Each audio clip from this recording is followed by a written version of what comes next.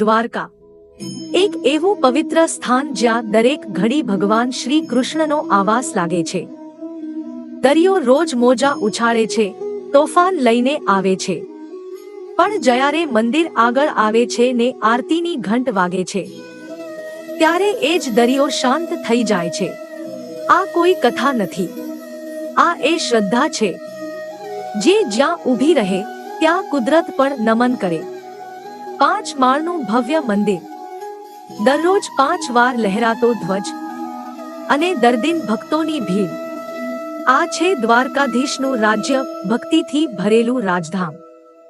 વિજ્ઞાન કહે છે દરિયાના મોજા કુદરતી છે, પણ ભક્તિ કહે છે એ દરિયો ભગવાનના દર્શન કરવા આવે છે। જ્યાં શ્રદ્ધા હોય ત્યાં વૈજ્ઞાનિક પણ હારી જાય છે, કારણ કે ભગવાનને માપી શકાય નહીં, તેમને તો અનુભવી શકાય।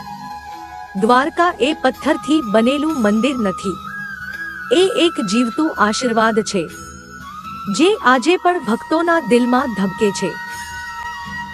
જો તમે ભગવાન શ્રી કૃષ્ણના ભક્ત હો તો કોમેન્ટ કરો, જય દ્વારકાધીશ।